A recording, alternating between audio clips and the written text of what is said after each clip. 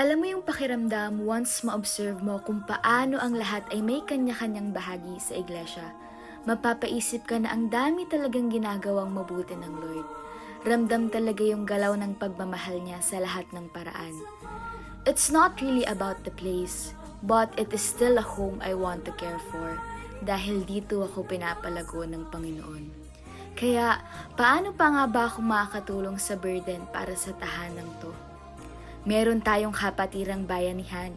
It's our pledges every first Sunday of the month saved for our worship center's financial burdens. Para kay Lord at sa gawain niya to. After all, our giving should always be because we love the Lord Jesus. Kaya maliit man o malaki ang ating maibigay, kung lahat ay nagtutulungan, ito ay magiging makabuluhan. Join us in giving every first Sunday. Bayanihan tayo para kay Lord at sa kanyang iglesia.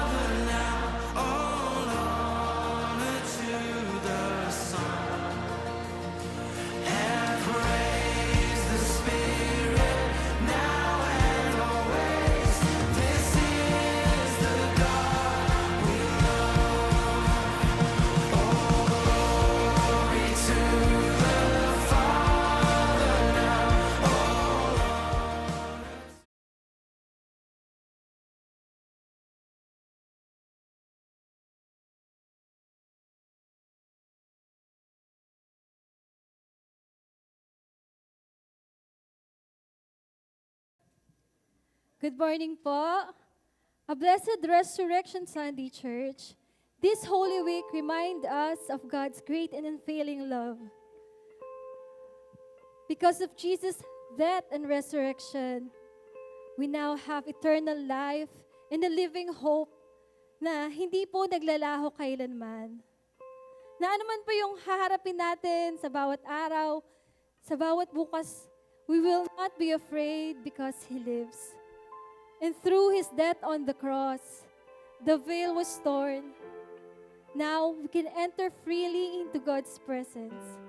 Let us all stand and let us lift our hearts in worship to the Lord. Aming Ama, salamat po, O Diyos, sa pribilehiyo, aming Ama, na kami po ay lalapit sa iyong banal na presensya. Lord, thank you for saving us. Thank you for forgiving our sins, Father. Salamat po sa kagalakan, Panginoon, na maranasan ka, Lord, sa bawat araw, na maranasan ang iyong presensya, Lord, sa aming mga buhay. Lord God, samahan niyo po kami, Lord. Kumilos po kayo sa aming kalagitnaan at sa aming mga puso. Lord, we will worship you, Lord, with all our hearts, Father God. For you are worthy, Father. You are holy. And you are a great God. Let us sing with all our hearts.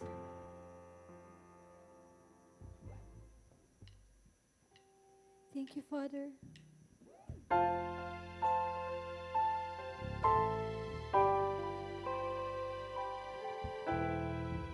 Be glorified, O God. You are highly exalted.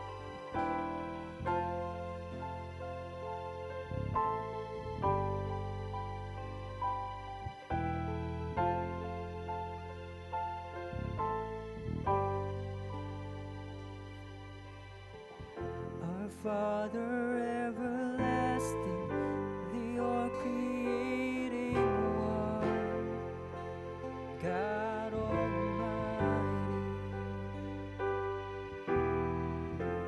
Through your Holy Spirit, conceiving Christ the Son, Jesus our Savior. I believe in God our Father. I believe in Christ the Son. I believe in the Holy Spirit. Our God is three in one. I believe in the resurrection, that we will rise again.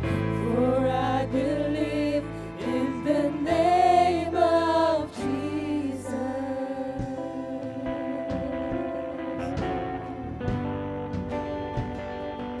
I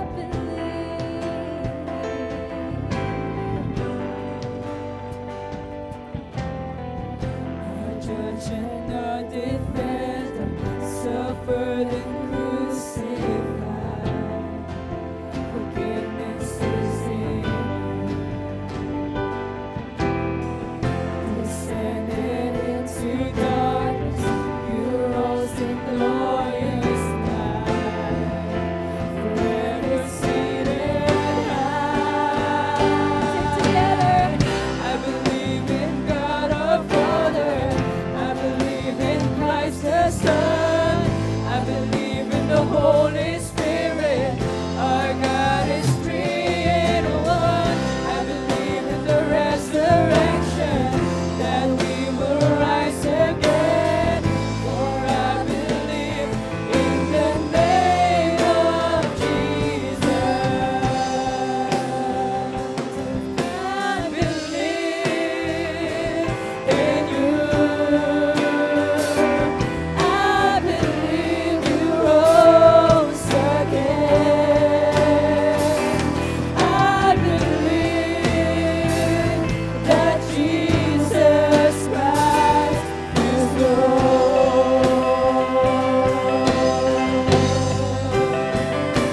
I believe in you. I believe you rose again. I believe that Jesus Christ is Lord.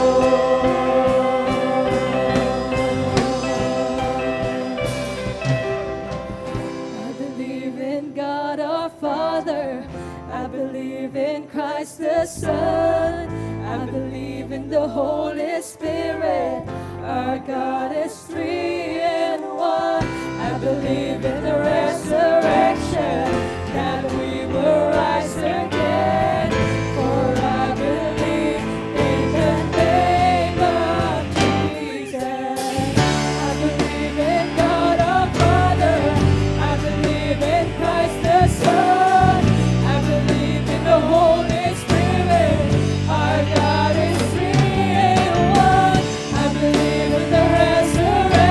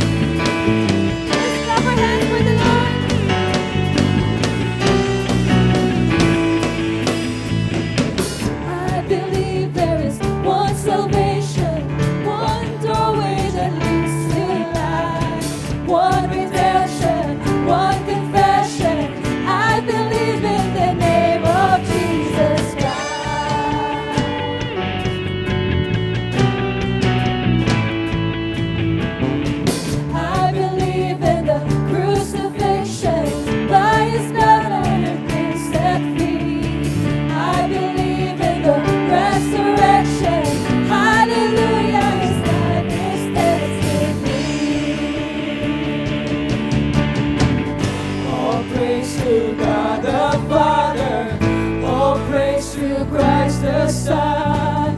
All praise to the Holy Spirit. Our God has overcome. The King who was and is and evermore will be.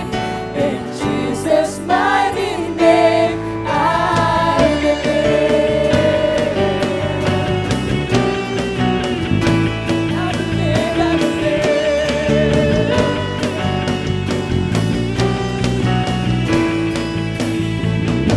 I believe in the hope of heaven.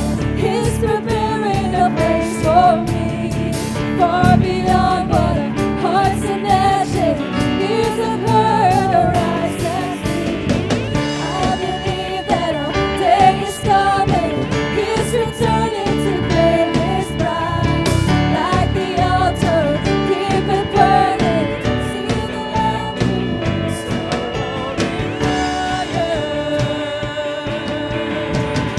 Oh, praise to God the Father. Oh, praise to Christ the Son. Oh, praise to the Holy Spirit. Our God has overcome. The King who was and is and evermore will be. In Jesus' mighty name I believe.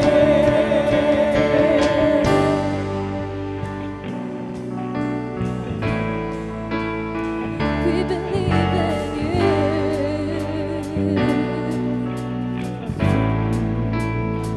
No, I'll never be ashamed of the gospel of Jesus Christ.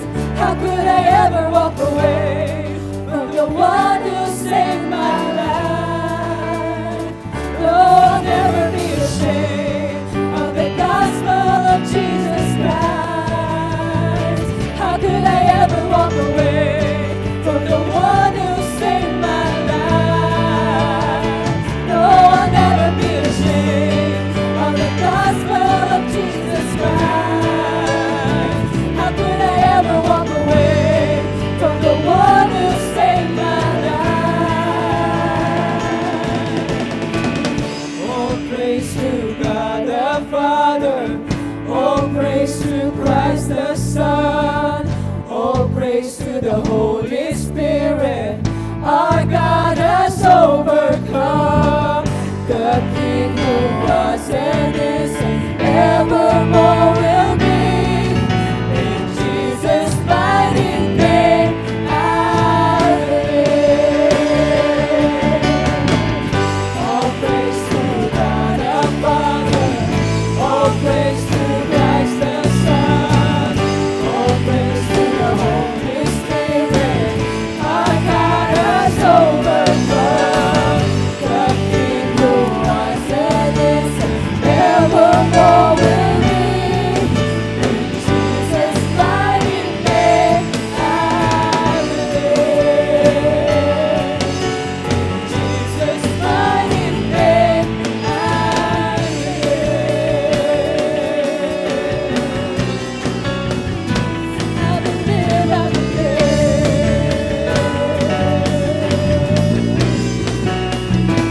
I believe. Thank you, Father.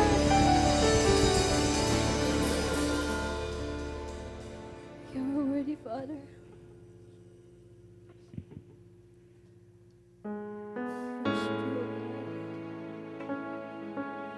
You alone are worthy to be praised, Lord.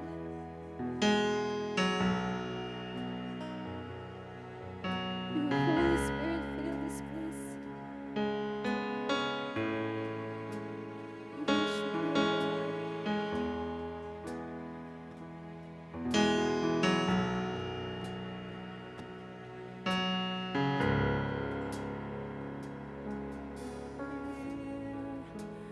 Moving in our midst, I worship you. I worship you. You are here, working in this place. I worship you. I worship you. You are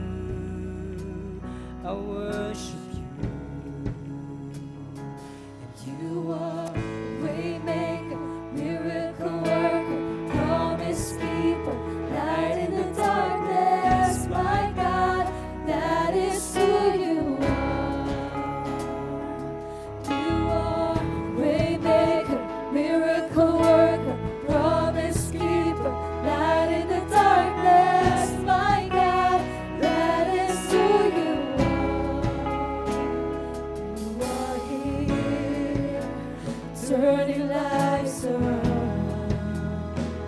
I worship you. I worship you. You are here. You're healing every heart. I worship you. I worship you. You are waymaker, miracle worker, promise keeper, light in the darkness. My God, that is who you are. You are waymaker, miracle worker, promise keeper, light in the darkness. My God, that is who you are. That is who you are. That is who you are. That is who you are.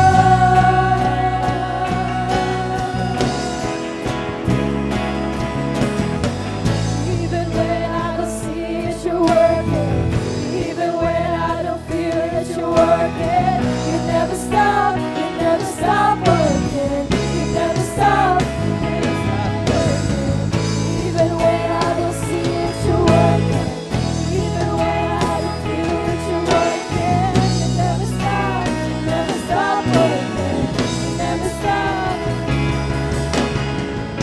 Even when I don't see that you're working, even when I don't feel that you're working, you never stop working, you never stop, never stop.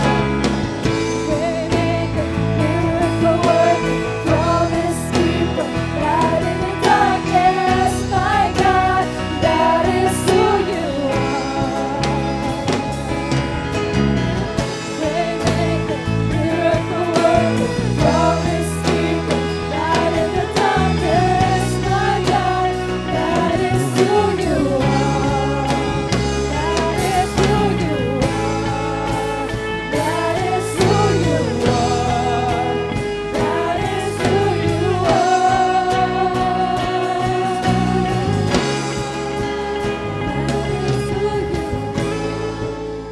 That is who you are.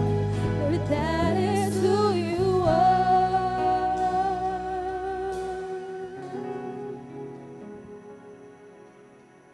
Search our hearts, oh God.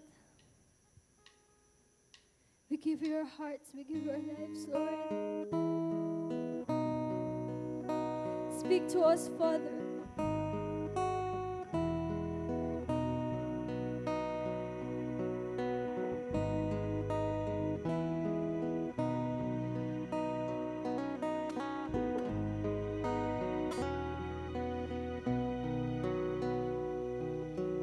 Here's my heart, Lord. Here's my heart, Lord. Here's my heart, Lord. Speak what is true. Here's my heart, Lord. Here's my heart, Lord. Here's my heart, Lord. Speak what is true. You are who you are near. In your presence, there's no fear. You are faithful, ever true. All my worship belongs to you. Here's my heart, Lord. Here's my heart, Lord. Here's my heart, Lord. Speak what is true. You are mighty, full of grace.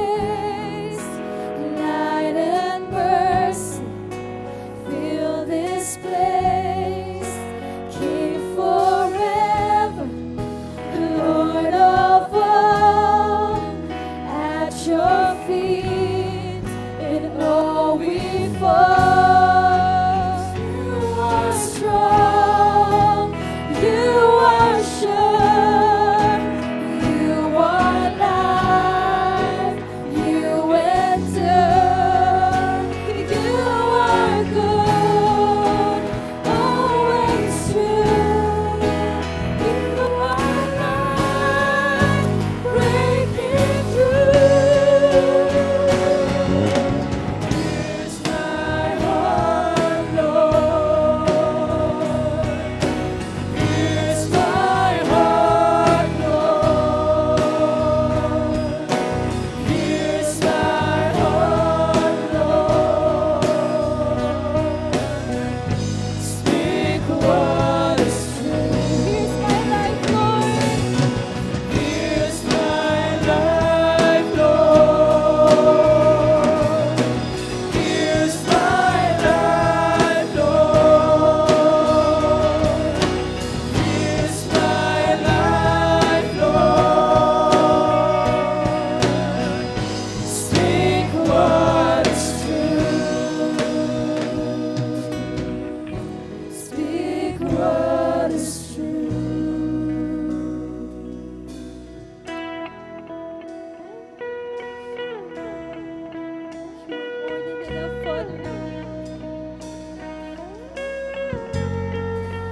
You are our greater joy, O God.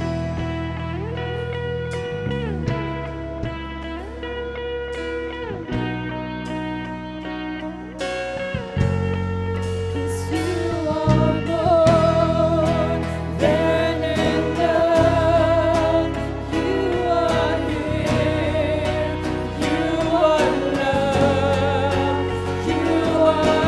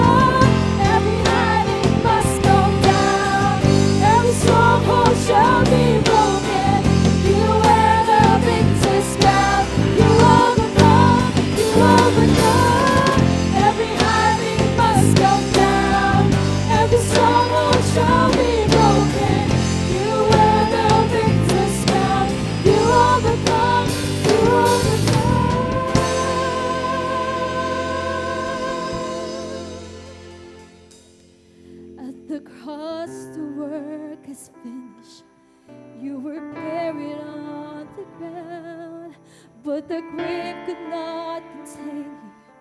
For you wear the victor's crown. Hallelujah, Father. We sing glory to your name, O God.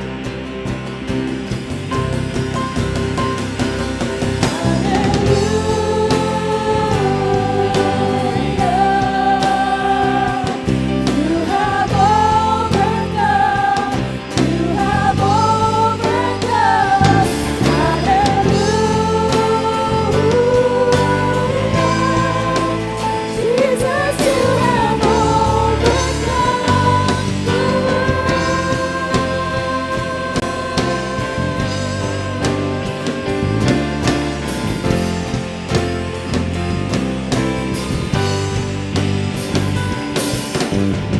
Every high thing must come down.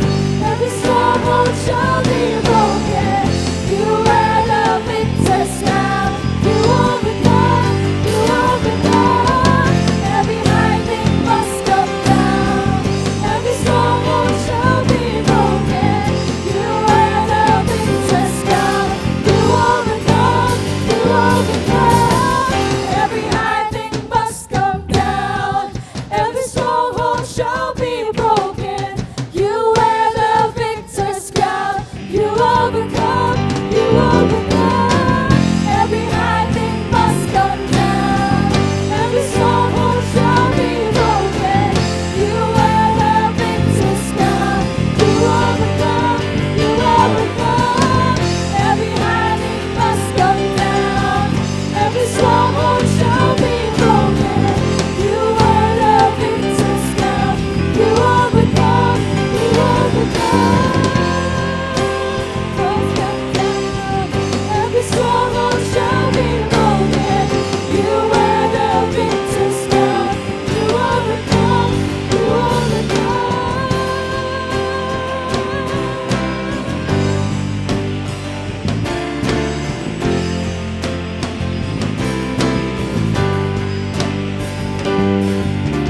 Father God,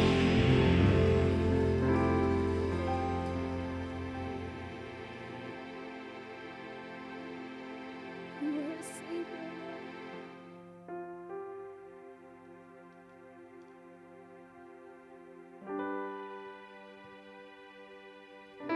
Patuloy po kayo mag-usap sa aming mga puso, aming Ama.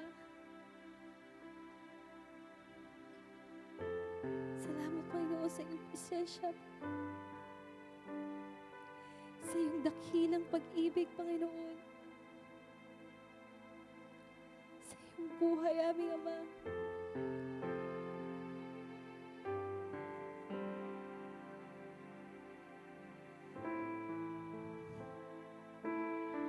Kailangan po karapat-dapat na may taas. Maluwalhati, madakila sa aming kalagitnaan. Thank you, Father, for your unfailing love.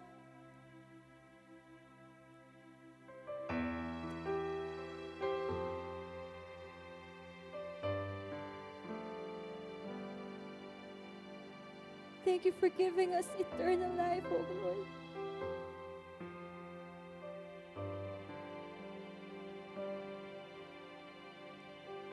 Wala po kaming takot na harapin ang bawat bukas dahil kasama ka po namin, aming Ama.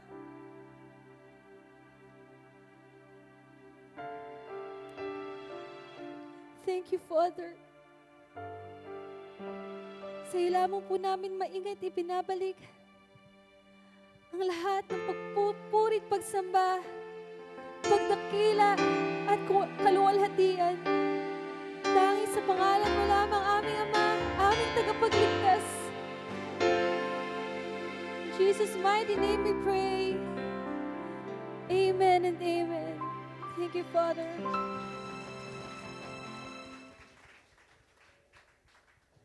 Let us all be seated and let us listen to the word of God.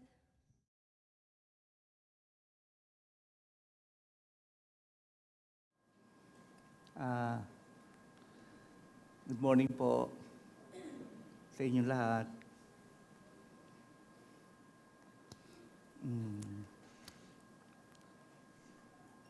as we celebrate the resurrection of our Lord Jesus Christ, remember this, that yun nangyari po tuwing sineselebrate ng resurrection ng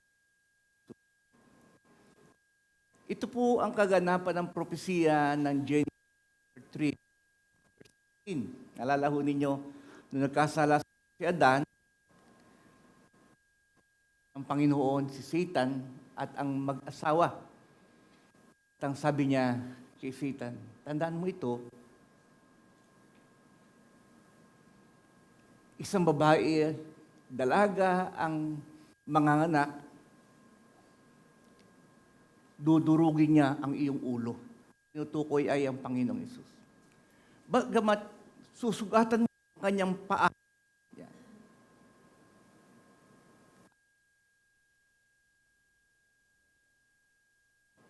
Titignan po natin dito, talakin po natin, pinag-aralan po natin ang dalawang persona ng Panginoong Hesus ayon sa Pilipos, Kapitulo 2, talatang 5, na ang Panginoong Hesus ay Diyos na totoo at tao rin namang totoo. Ang namatay sa krus ng Kalbaryo ay ang Hesus na katawang tao. Yung Hesus na katawan Diyos, hindi po namamatay ang Diyos. Akala ng iba, patay ang Diyos. Hindi. Yung katawang tao ng Panginoong Hesus, nagkatawang tao siya upang iligtas ang tao. Kasi kailangan po ng Diyos Ama ng isang dugong banal na walang kasalanan. Ang problema, lahat ng tao may kasalanan. So ang Panginoong Hesus na lang ang nagkatawang tao ayon sa Lucas Kapitulo 1 upang siya po ang mag-aalay ng banal na dugo na walang kasalanan. At yun lang ang tatanggapin ng Panginoon. Kaya minsan tawag nila sa Sabado ay the Black Saturday, napakatahimik. Wala daw po ang Diyos, patay daw po ang Diyos. Hindi ho namamatay ang Diyos. Yung Jesus na katawang tao lang ang namatay, pinako po siya dahil kinakailangan po ang dugo na maialay. Kaya nung Sabadong yun, maraming ginawa ang Panginoon. Manik-manawag siya sa langit at sa ilalim, sa Hades, sa Hades. At doon nakikita ho natin ayon sa 1 Peter, our text is 1 Peter chapter 3, starting verse 18 to 20 and following. 1 Peter chapter 3, verse 18. Pareho.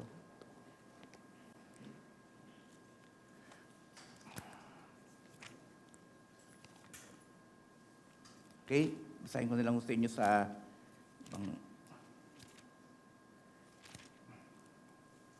3:18. Sabi po rito,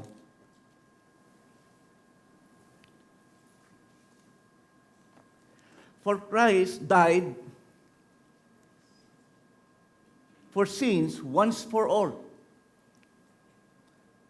The righteous for the unrighteous, to bring us to God. Para ilapit po tayo sa Diyos dahil malayo po tayo sa Diyos during that time. Wala ho. Lahat tayo makasalanan, hiwalay. Yun ang ibig sabihin ng death. He was put to death in the flesh. Yan, pansin nyo yung pareho. Be put to death in the flesh, but much alive by the Spirit. He was put to death by the flesh. Yung katawan niya patay. Ngunit, ang kanyang espiritu, yung Diyos na totoo, buhay. Kaya maging ang Panginoon nakapatay, tapos inilibing, andun pa rin siya sa libingan. Pero ang Panginoong Hesus na Diyos, bumaba po sa ilalim, sa Hades, in which He went and preached into the spirit in prison, those who were disobedient in Noah's time. Bumaba po siya. Pag sinabing Hades, ang Hades po ay is composed of two places. Isang paraiso at isang impyerno. Naalala ho niyo yung Luke chapter 16, the rich man and Lazarus, nakakatanawan pa ho sila.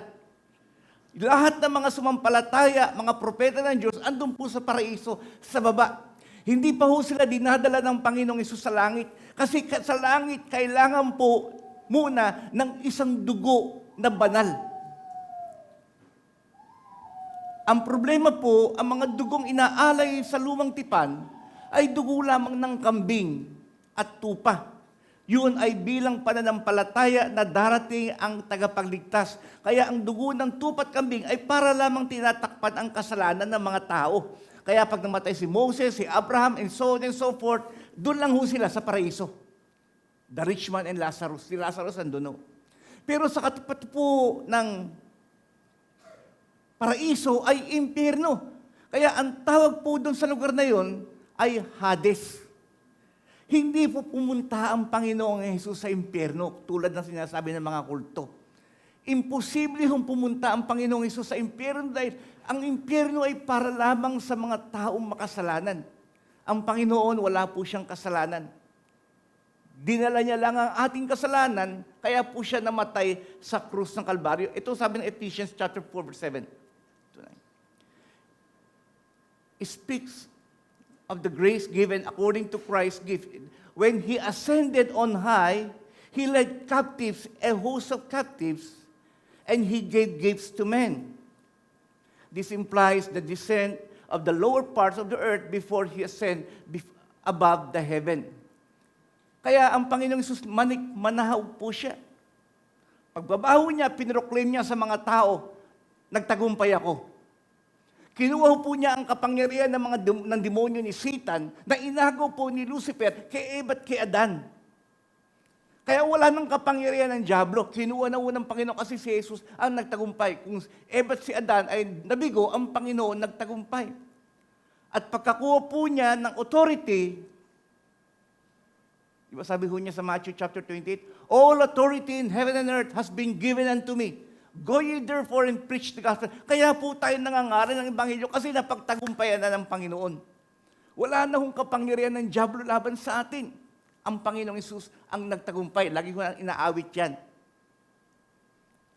At pagkatapos po, kinuha na ho ng Panginoong Hesus ang lahat ng kaluluwa sa paraiso kasama si Lazarus, sila Abraham, sila Moses, lahat po, dinala na ho niya sa langit. Kaya pag ang mga tao ngayong bagong tipan namamatay, hindi na ho tayo pumupunta sa paraiso. Diretso na ho sa langit. Yan. Mamaya papaliwanag ko sa inyo yan. Nasa Bible ho yan. Kaya inalay po na yung Diyos, ang Jesus na nagkatawan ng Diyos, ang Jesus na Diyos, ay kinuha po ang kanyang dugo at inialay sa langit.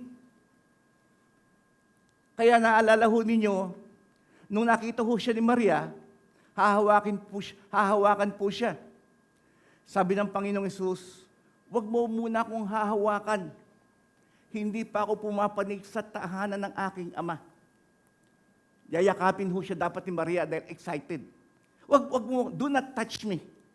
I am not yet ascending unto my Father. Pero nung siya po'y manikmanahog, nung dinalaw niya ang mga apostles sa upper room, sinabi niya kay Tomas, hawakan mo ako. Hawakan mo ang aking mga sugat. See? Kasi naalay na ho niya ang kanyang dugo.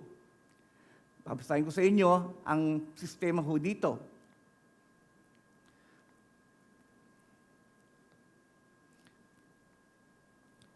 Ang aral po doon ay, ang Panginoong Hesus ay inalay ang kanyang buhay, ang kanyang dugo sa Diyos Ama. Pero this time, yung pag-aalay pong yun ay hindi po sa templo, hindi ho sa templo na gawa ng tao. Kaya ang Panginoong Hesus, sinundo niya ang lahat ng saints na patay sa paraiso. Laging ganun ang style ng Bible eh. Kapag ang Panginoon, ganyan ho tayo kamahal ng Diyos. Kapag susunduin ng Panginoon lahat ng mga banal sa paraiso, siya mismo ang susundo. Hindi niya pasusundo sa kanyang mga anghel. Ganon din ang gagawin ng Panginoon sa rapture. Siya mismo ang susundo. Di ba nakalagay yun sa John chapter 14? Ako'y papanig sa langit upang ipaghanda ko kayong matutuluyan. At pagkatapos ako'y babalik, ako mismo ang susundo sa inyo. Nung binabasa ko po ito, sabi ko, Panginoon, napakahalaga naman namin sa iyo. Kung ang Panginoon hindi tayo mahal, pasusundo na lang tayo sa mga anghel. Sunduin mo na lang sila, dali mo sila rito. Pero hindi, ako mismo ang susundo sa inyo. Kaya may rapture. Ang Panginoon, pagtunog ng trompeta ng arkanghel, ay bababa mula sa langit sa himpapawid. at kukunin lahat ang mga namatay na Christian at ang mga buhay na Christian. Sabay-sabay na kukunin ng Panginoon, sasalubungin natin sa alapaap upang dalin tayo ng Panginoong Hesus sa kalangitan at iharap tayo sa Diyos Ama. Ama, ito na po ang aking bride, ang tinubos ng aking dugo. Ipapakilala tayo ng Panginoong Hesus. Siya mismo. Ganon din ang ginawa niya sa paraiso. Kinuha niya sina Abraham. Kaya ngayon, ang paraiso ho, wala nang laman. Pero ang impyerno, ando doon pa rin. Naghihintay po sila ng Great White Throne Judgment para itapon sa dagat-dagatang apoy ng impyerno. As I've said last Sunday, ang impyerno po ay magpasawalang hanggan. Pinagdedebatihin po yun ng mga Bible scholars. Baka naman ang Panginoon pagdudusahin lang ang mga tao sa loob ng 1,000 years. Hindi ho. Sabi ng Bible, kapag ang tao ay napunta sa impyerno, doon na sila magpasawalang hanggan. Bakit? Ang lupit naman. Kasi po, one of the image of God, we are created in the image of God, hindi ho ba? Isa sa image of God, ang Diyos ay magpasawalang hanggan. Kaya lahat ng kaluluwa, lahat ng taong nilikhaan ng Diyos ay mabubuhay magpasawalang hanggan. Ang tanong lang, saan mo gugugulin ng buhay na walang hanggan? Sa langit o sa impyerno? Kaya ang impyerno, wala pong katapusan. Hindi po bubuhusan ng tubig ng Diyos. Magpasawalang hanggan, dagat-dagatang apoy ng impyerno. Ang tao magdurusa, iiyak ng iiyak. Magdudusa na magdudusa, pero hindi mamamatay. Bakit? Dahil ang Diyos ay hindi namamatay. And God created us in His own image. Pero ang mga Christian naman, magpasawalang hanggan sa langit sa piling ng ating Panginoong Jesus. Di ba? Yun po ang ibig sabihin ng Panginoon. Basahin ko sa inyo ang Hebrews chapter 9, verse 11. But when Christ appeared as high priest of the good things that have come, then through the greater and more perfect tent, ito na ho yung sinasabi ko sa inyo, hindi siya nag-alay ng dugo doon sa tabernakulong ginawa ni Moses o ng tao. Not made with hands, that is not of this creation. Verse 12, He entered once and for all into the holy places, not by means of the blood of goats and calves. Hindi dugo ng kambing o ng tupa ang kanyang inialay, but by the means of His own blood, thus securing an eternal redemption. For if the sprinkling of defiled person with the blood of goats and bulls with the ashes of the heifer sanctifies the purification of the flesh, verse 14, how much more will the blood of Christ, through the eternal Spirit, offered Himself without blemish to God, purify our conscience from dead works to serve the living God. Siya mismo ang nag-aalay ng dugo dahil ang Panginoong Jesus tao patay. Sino mag-aalay? Eh di yung Jesus na Diyos. Huwag niya kakalimutan yan. Diyos na totoo, tao rin totoo. Yan po ang ating totoong doctrine sa Biblia. Kaya minsan ang mga tao, ang tingin nila kay Jesus, tao lang. Kaya ako, I'm always introducing, kahit sa funeral service, behold, Jesus Christ in the form of God. Kahit pinag-aralan natin last Sunday in transfiguration. Yung nakita nila Pedro una ay yung pangkaraniwang Jesus na katawang tao. Pero nung ang Panginoong Jesus ay nagbagong anyo, yun ang anyo niya ng Diyos transfigured. Inhalin tulad ni na Pedro, si Jesus kay Moses at kay Elijah. May pinagalitan ng Panginoon ng Ama si Pedro. Sabi niya, this is my beloved Son in whom I am well pleased. Listen to Him. Para baga sinasabi ng Diyos, huwag yun ang pakinggan si Moses, huwag yun ang pakinggan si Elijah. Ang pakinggan nyo ngayon ay ang aking bugtong na anak na si Jesus. Kaya yun ang aral natin sa devotion, remember? Pag nagbabasa tayo ng Biblia, ang kinakausap natin dito hindi na si Moses, hindi na si Abraham, hindi na si Pedro. Ang kausap natin ay si Jesus na. Nawawala si Moses, nawawala si Abraham, nawawala si Pedro, nawawala si Pablo. Kaya nagiging personal. Kaya sabi ko sa inyo, every time that you read the Bible, make it more personal. Kayo na ang kausap ng Diyos. Pag sinasabi ng Panginoon kay Pedro, Pedro, mahal mo ba ako? Hindi na ho Pedro ang binabasa ko. Binabasa ko, Godi, mahal mo ba ako? Siyempre, sasagot ako, yes, Lord, I love you. Pakainin mo ang aking mga tupa. Kayo po yun. Tinanong na naman ako ng Panginoon, Godi, mahal mo ba ako? I'm reading John chapter 21. Opo, Panginoon, mahal na mahal. Kung ganun, pakainin mo akin. Kaya every Sunday, I'm always praying to God and Lord, ibigyan mo ako ng salita mo na galing sa iyong puso upang mapakain ko ang inyong mga tupa. Di po ba yun ang kalooban yung inuutos niyo sa akin? Kasi I make the Bible more personal. Kasi yung tao nagbabasa ng Biblia, hindi nila pinipersonal, trabaho lang. Kaya tinatamad sila magbasa ng Bible. Ang sarap basahin ng Biblia kapag ang kausap mo, Diyos, hindi na si Pedro. Hindi na si Abraham. Kaya even Genesis chapter 12, sinabi ng Diyos kay Abraham, Abraham, pagpapalahain kita at ikaw ay magiging pagpapala ko. Hindi na si Abraham. Ang tingin ko, ako na. Godi, pagpapalahain kita at ikaw ay magiging pagpapala. Sabi ko, wow. See? That is the way we study the Bible. Personalin po natin ang Diyos. Pag hindi natin pinersonal ang Diyos, hindi niya rin tayo pe-personalin.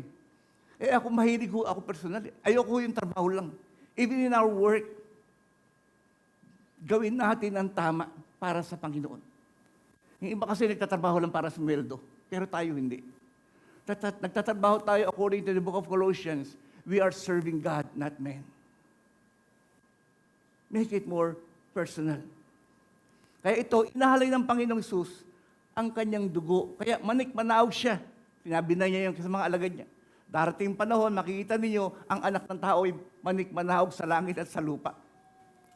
Inalay niya ang dugo, bumaba siya, kinuha niya yung mga saints, dinala sa langit, bumaba siya, kinuha niya kay Satan lahat ng authority. Yung inago mo kay Eva at kay Adan, kukunin ko na. Kaya sabi ng Panginoon, all authority in heaven and earth has been given unto me. Sa akin na. Kaya si Jesus na ang may hawak. Dati ang Diyos ng sanlibutan, ang may authority, si Satan. Ngayon hindi na. At yung authority yun, sabi ng Ephesians 4, and God gave some pastors, teachers, prophets, to equip the church. Yun po yung kasunod ng Pedro, yung binasa ko sa inyo kanina. Di ba? It is not just a visit, it was victory. He took the keys of death and Hades over Satan. Dati ang may hawak ng susi ng impyerno si Satan, inahagaw na ng Panginoon. Hindi na lahat ng gusto niyang kunin, makukuha niya. Ang Panginoon na ang bahala. Kaya ito po yung ginawa ng Panginoon, the key aspect of how Jesus gained these keys. Penal substitutionary death by experiencing death and entering the grave, meaning, pag sinabing Hades, yun ay lugar ng mga patay. Isang mga patay na saints, isang mga patay na sa impyerno. Kaya Hades. Doon nag-announce siya, I've overcome. Napagtagumpayan ko. Lahat ng tukso binigay ni Satan pero ni minsan hindi bumigay ang Panginoon. And the number 2, the resurrection. Because Jesus was righteous and divine, death could not hold him. Hindi siya pwedeng pigilan ng kamatayan. Kasi banal ang Panginoon at walang kasalanan. His resurrection was the proof of his victory, allowing him to take the keys, symbolizing his actual possession and power over death. Siya nang may kapangyarihan laban sa kamatayan. Kaya ang sabi ko sa inyo, walang taong mamamatay libang papahintulutan ng Diyos. Si Satan gusto niya patayin tayong lahat. Pero pag sinabi ni Lord na wag, walang magagawa ang diablo. Because Jesus Christ holds the power of life and death. Siya lang ang magsasabi kung sino mabubuhay at kung sino mamamatay. And then the authority as creator, the keys represents rightful divine ownership of life and death rather than the trophy which won from fight with Satan, as God alone holds the power. And then lastly, descend into Hades. Yung sinasabi ko sa inyo kanina, Jesus descended to liberate the righteous souls held there and disarm the power of authorities according to Colossians chapter 2, verse 14. Basahin ko sa inyo. Verse verse 14 and 15. By canceling the record of debt that stood against us with its legal demands, this He set aside, nailing it to the cross. Lahat ng kasalanan natin, sinamang ipinako ng Ama sa krus ng Kalbaryo. Lahat ng kasalanan natin, pangalinya, pagsisinungaling, pagnanakaw, etc. Lahat, nakapako na ho yun doon. Verse 16, ito maganda. He disarmed the rulers and authorities, meaning si Satan at ang kanyang mga kampon, and put them to open shame by triumphing over them in Him. That's why Jesus said, all authority in heaven and earth has been given unto me. Minsan yung mga pilosopo, yung mga kulto, ito mo, sino nabigay ng authority sa kanya? Ang pinipilit, walang authority, binigay nga ng Ama eh. Kaya ayaw nilang sambahin ng Panginoon, minamaliit nila si Jesus. Sino ang nagbigay? Ikaw na nga sabi ko, sinasabi na nga ng Diyos Ama, lumuhod ka kay Jesus. Bakit ayaw mong lumuhod kay Jesus? Hindi ka ba nagpapasakop sa Diyos Ama? Yan. Kaya huling-huli po sila. Nagsasalita na ang Diyos, ayaw pa rin pakinggan. Ito ang aking kaisa-isang bugtong na anak na aking kinalulugdan. Siya ang inyong pakinggan. Ayaw pa rin makinig. Kung sino-sino pinapakinggan. That's why back in the tomb, His body remained, showing His full acceptance of humanity's faith. Yet it was ready for glory the next day. Ang tawag po doon ay the resurrection of our Lord Jesus Christ. Amen. Ganda, ang ganda ho eh. Lahat ng inagaw ng diablo kay Eva at kay Adan, binawi ng Panginoong Hesus. Kaya si Jesus, ang tawag sa kanya, the second Adam. Ang unang Adan, pumalya. Ang ikalawang Adan, nagtagumpay. For this reason, God allows Saturday between our Fridays and Sunday. Para lang Sabado, parang tahimik. Pero hindi po tahimik ang Diyos. Maging sa buhay natin. Akala lang natin tahimik ang Diyos. Hindi, inaawit nga natin confirmation eh. Kahit Sabado, walang nangyayari. Pray ako ng pray, hindi ako sinasagot na. Gumagawa ang Diyos, hindi mo lang nakikita. Akala mo Sabado ang buhay mo. Walang Diyos eh. Hindi, gumagalaw nga siya. Hintayin mo dahil kinabukasan, Sunday. Resurrection Sunday ang tawag doon. Gumagalaw ang Diyos. When we pray with all of our heart. That's why Easter Sunday, sabi ng Matthew chapter 28, hinahanap po nila. He is not here. He has risen. Just He said, come and see the place where He lay. Friends, resurrection is the ultimate result of His crucifixion.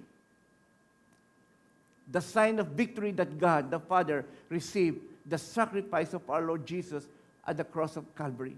Ibig sabihin, kaya importante yung resurrection, you know why? Ang Panginoong Jesus nabuhay siya, isa lang ang kahulugan. Tinanggap ng Diyos Ama ang kanyang inihandog na dugo sa krus ng Kalbaryo. Kasi kung hindi tinanggap ng Ama ang kanyang dugo, may kasalanan ng Panginoon, hindi tayo maliligtas. Basahin niyo ho yun even in the Old Testament.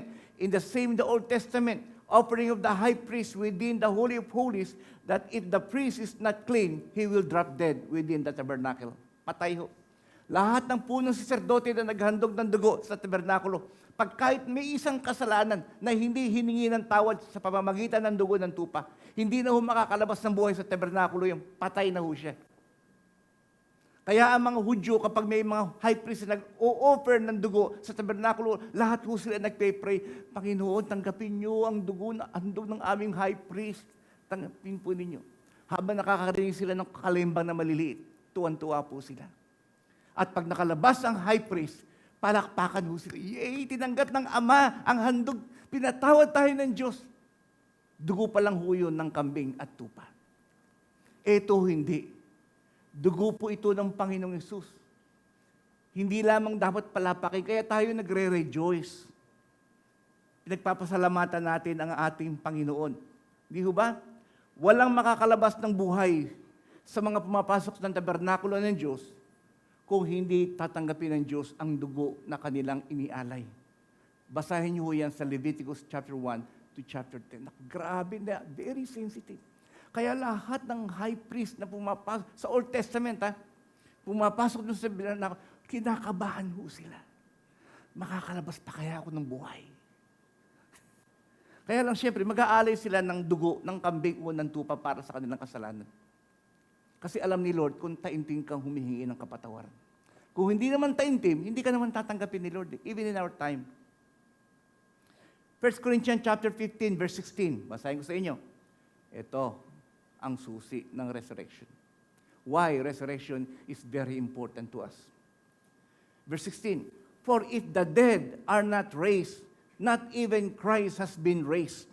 And if Christ has not been raised, your faith is worthless. You are still in your sin. Then those who also have fallen asleep in Christ, yung unang sumampalataya, have perished. If we have hope in Christ in this life only, we are of all men most be pitied. Matindi. Kung hindi raw po nabuhay ang Panginoong Isus mula sa mga patay, lahat ng saints, impyerno, kasama tayo. Pati si Abraham, si Moses, pati si Maria. Hindi ko kami sabi niyang Bible. Lahat ng sumampalataya sa Kanya ay mapapahamak sa impyerno kung hindi nabuhay si Jesus. Ay, buti na lang nabuhay. Nagawa ng Panginoong Isus ang Kanyang misyon. Nabuhay siya sa lupa sa loob ng 33 taon nang hindi nagkasala kahit isang patak. Kaya ang Kanyang dugo ay tinanggap ng Ama, karapat-dapat. Sacrifice po yun eh. That's why we celebrate this morning. He is risen. All we have hope. According to Matthew chapter 27 verse 15, muling sumigaw si Jesus ng malakas at siya'y nalagutan ng hininga. Yun po yung Friday, Biyernes Santo. Biglang nahati sa tabing ng templo mula sa itaas hanggang sa ibaba. Sa templo kasi mayroong tabing, yung holy place tsaka yung holy of holies. Walang sinumang tao makapapasok sa holy of holies except the high priest once a year. Kaya ang kurtina raw po doon napakakapal. Hindi mo kayang gupitin. Napakakapal. Harang ho yun. Kaya ang mga priest, doon lang ho sila sa holy place. Wala ho sila sa holy police. Tituloy natin ha. Verse 51, biglang nahati ang tabing ng templo mula sa itaas hanggang sa ibaba. Nayanig ang lupa, ibig sabihin lumindol. At nabiyak ang mga bato nung namatay ang Panginoon. Nabuksan, nung namatay ang Panginoon, nabuksan ang mga libingan at muling nabuhay ang maraming banal na namatay. Pero namatay uli yun. Kasi si Jesus po ang first, ang kauna-unahang nabuhay mula sa patay na nagkaroon ng glorified body. Nabuksan ang mga libingan na muling nabuhay ang maraming banal na namatay. Verse 53, lumabas sila sa libingan at naging muling nabuhay si Jesus. At nang muling mabuhay si Jesus, sila'y pumasok sa banal na lungsod at doon marami ang nakakita sa kanila. Friends, we see the different story of Holy Week, which is usually about the salvation of our soul. But when Jesus comes back, He will save our body. Ngayon, ang niligtas ng Panginoon yung ating kaluluwa. Ligtas na po tayo dahil tinanggap niya atin si Lord. Pagbalik ko niya sa rapture, ang niligtas naman niya yung ating katawang nabubulok. Papalitan po ng katawang hindi nabubulok. What we call as the glorified body. Kaya ako gusto ko mag-rapture. Itong katawang ko ito, hindi ko gusto. Laging mahilig sa laman. Mahilig sa masarap. Kaya madalas ko magkasala. Ang Diyos lang ang tumutulong sa atin. Pero ang kagandahan dito, friends, the reading of the veil is a sign of opening the door of heaven towards man. Kaya nung namatay ang Panginoon, yung tabing sa pagitan ng holy place at holy of holies, ay biglang nahati. Hinati po siguro ng angel. Hindi ko kayang hatiin ng tao yun. Ano yung sabihin nun? Binasa ko sa inyo kanina, bilang nahati ang tabing ng templo mula sa itaas hanggang sa ibaba. Ang ibig sabihin po, binuksan ng Panginoong Isus ang daan patungo sa dakong kabanal-banalan. Nang ibig sabihin, lahat na ng tao pwede nang dumaan at dumaretso sa Diyos. Hindi mo na kailangan ng Pope, hindi mo na kailangan ng pari, hindi mo na kailangan ng sinuman, hindi mo na kailangan ng saints. Ikaw na ang saint. Kaya sabi ng Panginoon, kung sino man sa inyong lalapit sa akin, ay lumapit. Kung hahanapin niyo ako ng taos puso, ako inyong masusumpungan. Kaya lahat tayo nakalapit sa Diyos. Hindi ho dahil sa tao. Dahil si Jesus lang ang nagbukas. Sabi ho ng Biblia, yung tabing na yun ay simbolo ng katawan ni Jesus. Siya po ang harang. Kaya sabi ng Panginoon, di ba sa Matthew at sa John, ako ang daan, ang buhay at ang katotohanan. Walang sino man makakaparaon sa aking Ama, kundi sa pamagitan ko, andun siya. Pero nung namatay ang Panginoong Jesus, hinahati po niya yung tabing. Yung tabing na yun, si Jesus yung simbolo ni Lord. Walang makakapasok sa Ama. Dadaan sa akin. Kaya Jesus is the only way. Kaya lang hindi makadadaan ng tao dahil andun ang Panginoon. Ang ginawa ng Panginoon, hinati yung kanyang katawan. Yun ang ibig simbolo ng kamatayan. Ngayon, lahat na. Lumapit na kayo sa Ama. Ang sinumang dadaan sa akin ay makakarating sa akin. Kaya lahat tayo, pag mananalangin tayo, kahit saan, nakakadiretso tayo sa langit, sa trono ng Diyos. Nakakausap natin ng Diyos Ama ng diretsuhan. Hindi na kailangan ng sinumang tagapamagitan except the Lord Jesus. Nung lumantipan, kailangan may high priest ka. Dapat sa atin man sa mga ibang kulto, dapat meron kang pope, meron kang pari, meron kang santo-santan tatawagin para makalapit sa Diyos. Ito hindi na ho. Tinanggal na ng Panginoon lahat ng balakid. Pinunit na yan, kurtina. Kaya lahat ng tao pwedeng lumapit sa Diyos kung hahanapin nila ang Diyos ng taos puso. Di ba? Ang galing eh. Hebrews chapter 10 verse 19. Ito ho.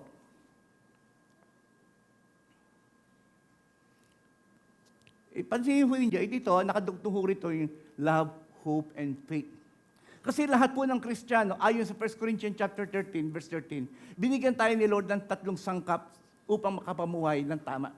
Love, hope, and faith. Tapos inulit dito sa Hebrews chapter 10, verse 19. Basahin ko sa inyo. Sa Tagalog ulit.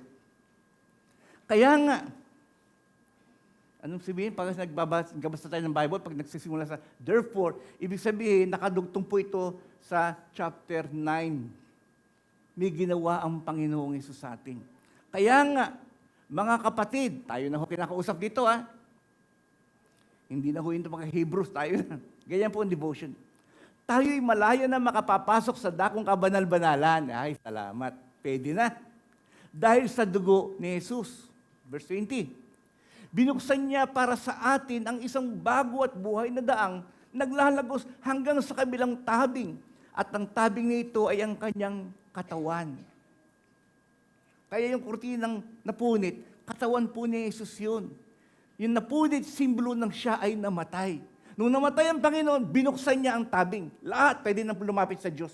Yun naman ang target ng mga tao, lumapit sa Diyos. Ang problema, hindi sila makalapit-lapit. Kaya iba-iba yung mga kulto, mga religion. Di ba? Ang daming kulto, gusto lumapit sa Diyos.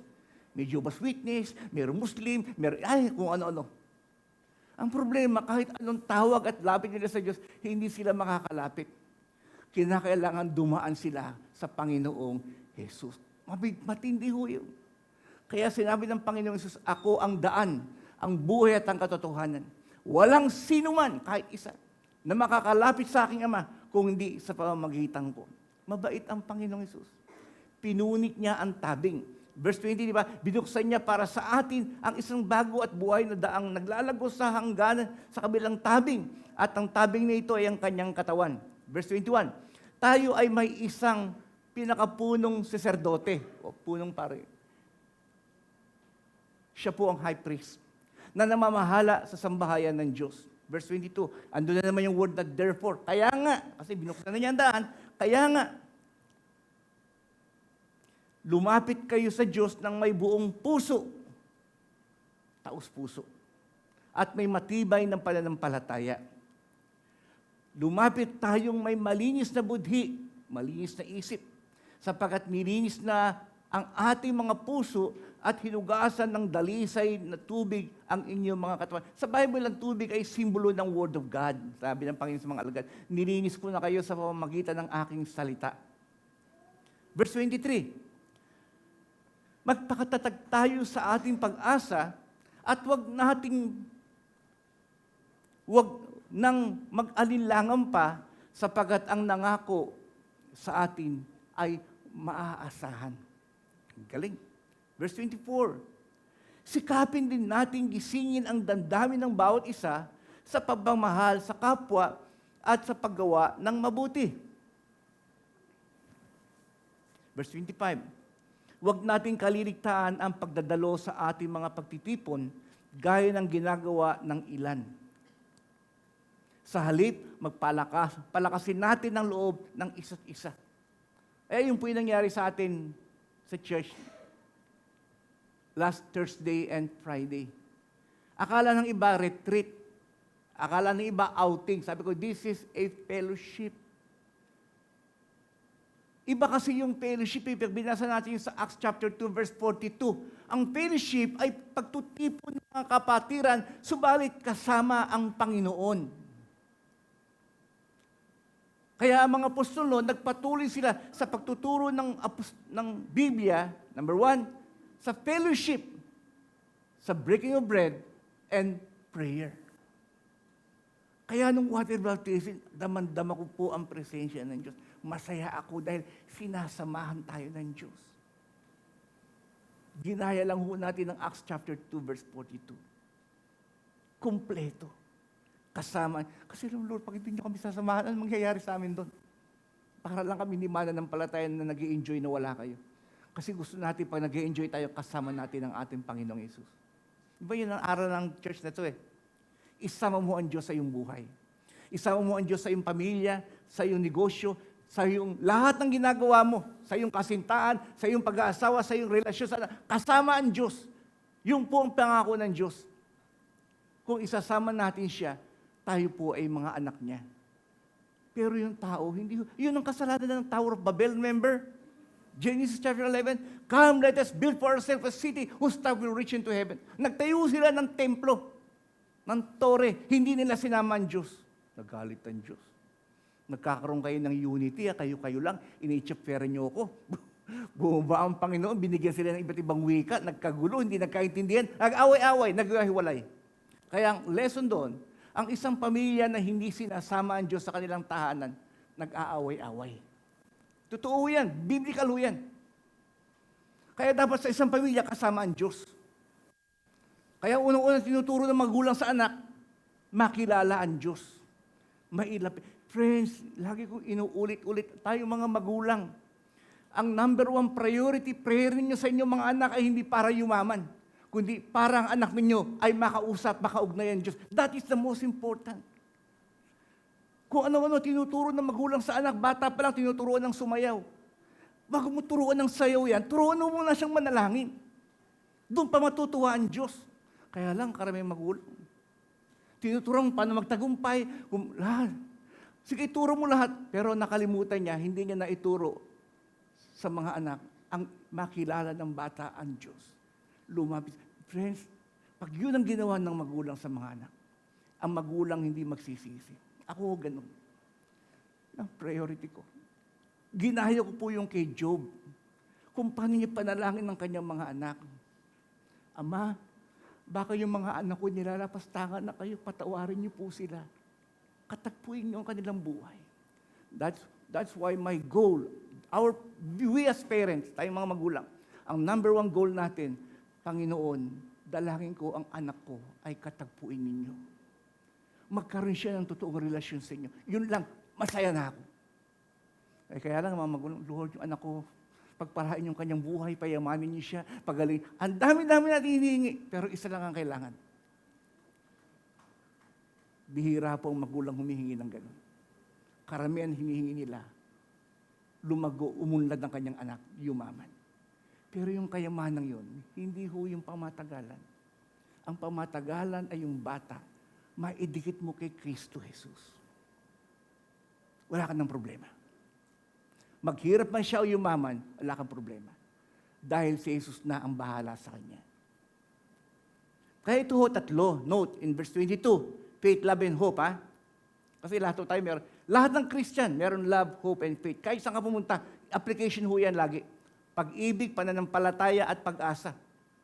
Verse 22, pananampalataya ang paraan sa paglapit sa Diyos. As we know, Hebrews 11:6, for those who comes to God must believe that God is God God is a rewarder of those who diligently seek Him. Sa King James Version po yun. May word na diligently. Matinding pagsusumamo at paghahanap. Masusumpungan mo ang Diyos. Jeremiah 29 is the same. If you will seek me with all of your heart, you will surely find me. Pananampalataya. Verse 23, pag-asa ang makakahimok sa atin sa pagpapatuloy dahil tapat ang Diyos. Amen? Kahit anong problema mo, hindi ka nawawalan ng pag-asa. Kaya walang Kristiyano nagpapakamatay.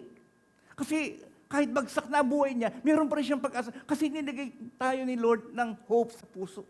Kasi sabi rito, pag-asa ang makakapaghimok sa atin ng pagpapatuloy dahil ang Diyos ay tapat. Lagi tayo may pag-asa. Kahit bumagsak ang negosyo mo, may pag-asa pa rin. Binirig ka ng girlfriend mo, may pag-asa pa rin. Naghiwalay kayo, may pag-asa. Lagi may pag-asa eh. Kaya ang ganda eh. Kaya ang Kristiyano, kahit gaano kahirap pinagdadaanan sa buhay, hindi nawawalan ng pag-asa. Nabubuhay pa rin siyang kapiling ang Panginoon. Then, verse 24, pag-ibig ang nakapagpapagising ng damdamin ng tao. Pag-ibig natin sa isa't isa at pag-ibig natin sa Diyos. Friends, that is life. Kaya gusto pa natin mabuhay kasi nadadama natin ang pag-ibig ng Diyos. Nadadama natin ang pag-ibig ng tao. Therefore, matibay na pananampalataya, matatag na pag-asa, at pagsusumikap sa pagmamahal. Friends, this Holy Week story is a vivid example that things are not always as they seem. Yung bang parang talo patay Pero hindi natin alam yung Sabado pala, ang daming ginawa ng Panginoon. May ginagawa pala siya. Hindi pala siya patay.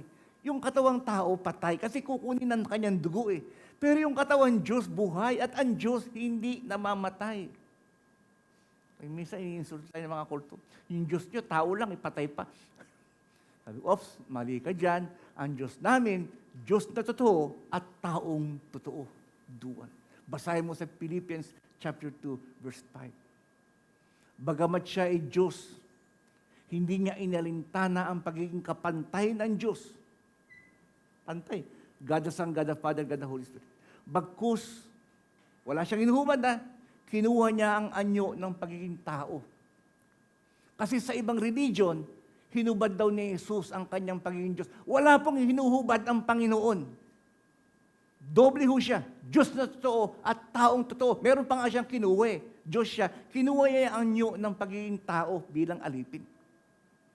Kaya doon pa lang sa word na sinabi natin, kinosis, hinubad niya ang pagiging Diyos, talo na ho tayo ron. Sasabihin nila, yung Diyos niyo tao lang Hindi naman nakakapagligtas ng tao Yeah. Patay ho tayo ron. Kasi hindi nila nakuha yung konteksto ng Pilipos Kapitulo 2:5.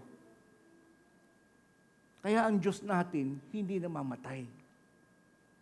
Yung anyong tao, bakit namatay? Kasi nga kailangan ng dugo. Ang tigas ng ulo. Nagpapaliwanag. Kailangan, ang Diyos walang dugo, pero yung katawang tao ni Jesus may dugo, kaya nga pinanganak ng isang birhen. Kaya dito, yun makagawa lang tayo ng kalooban ng Diyos, panalo ka na Kasi yun ang kalooban ng Panginoon. Friends, yung po ang nais ng Panginoon sa atin, maranasan ang kanyang muling pagkabuhay. At pagka yun po'y naranasan natin, lalong iiral sa atin ang kahalagahan ng love, hope, at faith. Hindi na mawawala sa atin, may mga problema ho tayo, pero lagi may pag-asa. Pag dumalapit tayo sa Diyos, buo ang ating pananampalataya. Hindi tayo pinaghihinaan, kundi naniniwala tayo sa ating Panginoon. Pananampalataya at ang pag-ibig ng Diyos na ibinigay po sa atin. Yun po ang Panginoon. I will end with this scripture. Hebrews chapter 12, verse 24. Kasi ito yung mga conclusion ni Lord sa Bible. Bakit po siya muli nabuhay? Yung bang nabuhay muli ang Panginoon, anong gagawin natin? Ano ngayon kung nabuhay? Ito na nga, lagi siyang sinasabi, therefore, kaya nga, lumapit na tayo sa Diyos ng mabang puso dahil bukas na ang daan. Anytime, pwede ka lumapit sa Diyos. Kaya nga po yun, therefore. Ito na naman, Lumapit kayo kay Jesus, verse 24. Come unto Jesus, ang tagapamagitan ng bagong tipan, ang dugo niyang dumanak ay may pangako ng mas mabuting bagay kaysa sa sinisigaw ng dugo ni Abel. Si Abel ay mabait na tao. Kaya lang ang sinisigaw ni Abel, paghihiganti. Panginoon, ipaghiganti mo ako. Sa aking kapatid, pinatay niya ako. Naalala niyo si Abel at si Cain? Pero ang dugo ng Panginoong Hesus, ang sigaw, hindi paghihiganti.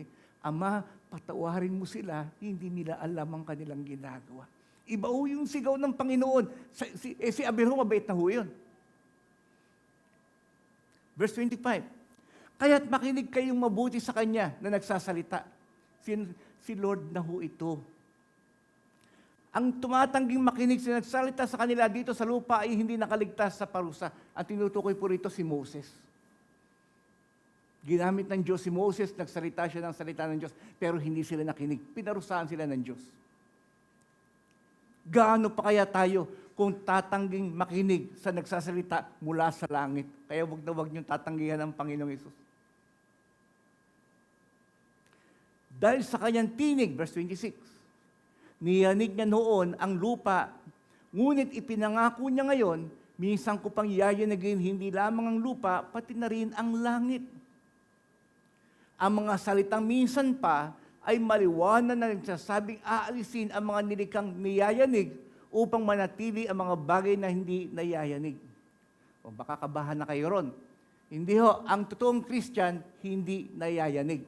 Tuloy natin verse 28. Kaya magpasalamat tayo sa Diyos sapagkat tumanggap tayo ng isang kahariang hindi nayayanig. Hindi kayang talunin kahit gaano kabigat ang problema. Kahit sinabi ng doktor, may cancer ka, 3 araw na lang ang buhay mo, I don't care. Hindi ako nayayanig sa anumang bagay ng problema dahil si Kristo ang may kontrol ng aking buhay. Ngayon, kung magpapayanig ka, ibig sabihin, hindi mo tinanggap ang kahariang galing sa Panginoon.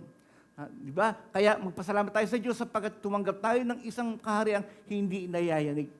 Sambahin natin ang Diyos sa paraang kalugod-lugod sa Kanya, sa paraang may paggalang at pagkatakot, sapagkat tunay nga ang ating Diyos ay parang apoy na nakatutupok.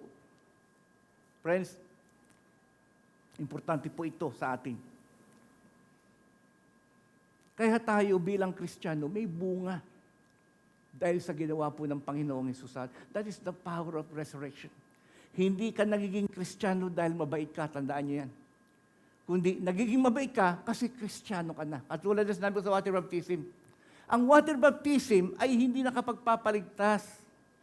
Ganun pala. Kasi sabi ng Ephesians, we are saved not by good works but by faith through Christ Jesus. Ba't pa tayo magpa-water baptize? Hindi man pala nakapagpapaligtas yan.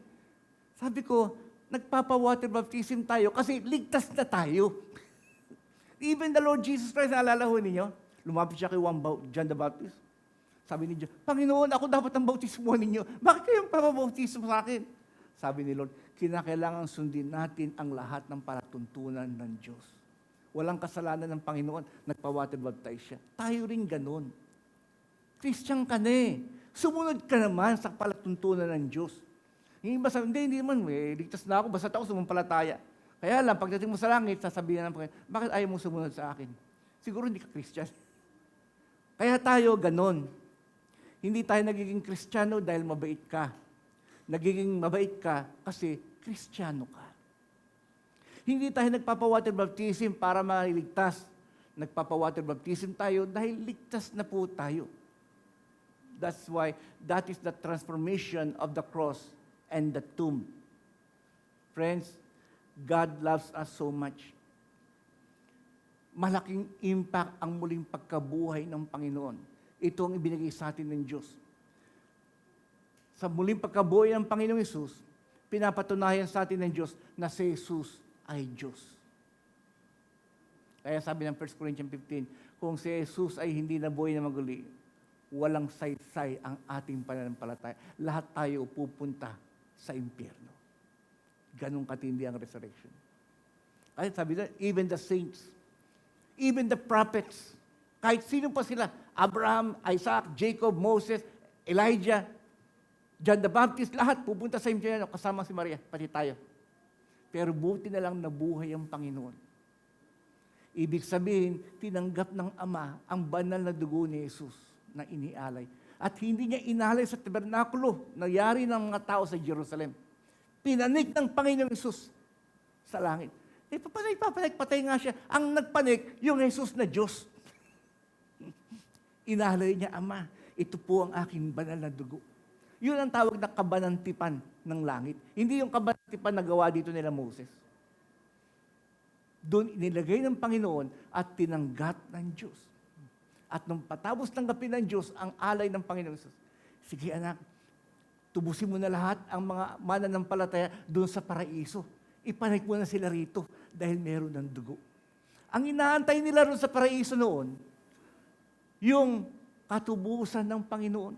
Dahil yung dugo ng tupa at kambing, hindi sila kayang dalhin sa langit. Dugo lang ng hayop yun eh. Yun ay simbolo, pananampalataya na darating ang panahon, the Lamb of God, yan, tupa ho yun, who takes away the sin of the world. Nung actual na dugo na ni Jesus, pinayagan na ng Diyos Ama, ng lahat ng sumampalataya kay Jesus sa Diyos ay dalhin na sa langit. Kaya sabi ko sa inyo, ang paraiso ngayon ay wala ng laman. Pero ang impyerno punong-puno. Pero aapaw na ho sila.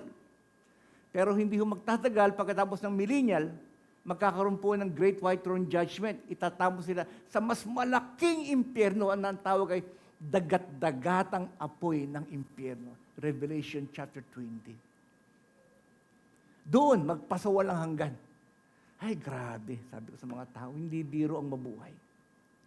Akala ng iba, tapusin ko na yung buhay kong ito. Dami kong problema. Pag nagpakamatay ka, mas mabigat ang problema mo. Hindi ka na makakalis sa impyerno, doon ka na magpasawalang hanggan. Kasi wala kang hope, wala kang love, wala kang faith. Kaya lahat ng Christian, meron tatlong sangkap. Meron tayong love, hope, and faith. Binagdiinan ni Pablo yun sa 1 Corinthians chapter 13. Yun ang magdadala ho sa ating buhay. Number 2, to prove to us a new life, resurrected life. We have hope in self. Kaya lahat ng Kristiyano po nagbabago ng buhay. Dahil kay Kristo. Yes, we are weak. Mahina ho tayo. Minsan, nag-discourage tayo, paulit-ulit na tayo nagkakasala. Hingi tayo ng hingi ng tawad. Kaya sabi ko sa inyo, ang totoong Kristo, wala naman sa atin perfect. Lahat tayo nagkakasala. Pero ang gusto lang makita ng Diyos sa atin, pag nagkakasala ka, umiyak ka naman. Sabihin mo sa Diyos na ayaw mo na magkasala, kaya lang hindi mo kaya. Yun yung kay Pablo. Yun yung Romans chapter 7, remember? Yung gusto kong gawin, hindi ko magawa. Gusto niyo magpakabait eh, hirap na hirap. Yung ayaw kong gawin yung salva, yun ang ginagawa ko ay miserable yung tao ko. Sabi ni Pablo, Christian na ho siya noon. Nung binabasa ko yun, nakikita ko sarili ko. Ganyan din ako, Lord eh. Gusto ko magpakatino, gusto ko magpakabait, hindi ko kaya. Yung ayaw kong gawin yun. Nainsa ko sarili, gusto ko untog yung ulo ko sa pader. Sinagot ho ng Romans chapter 8, verse 1. Therefore, there is no more condemnation. Anak, huwag mong iuntog ang ulo mo sa pader. Hindi naman kita hahatulan eh, dahil aking ka na. Therefore, there is no more condemnation for those who are in Christ Jesus. There is no more condemnation for those who are Christian, indeed. Yung totoong Christian, wala na, hindi ka nahahatulan. Ang gusto lang ng Panginoon, kamuhian natin ang kasalanan. Sapat na po yun. I will end with this. Number 3, to prove to us that Satan is defeated at the cross. Genesis. Yun po yung kaganapan ng Genesis 3:15. Talo na ho si Satan. Kaya binibigyan na tayo ni Lord ng authority to cast out the devil. Magpalayas ng demonyo. Dahil hindi dahil sa mabait tayo, kundi dahil napagtagumpayan ng Panginoong Hesus si Satan at ang sanlibutan.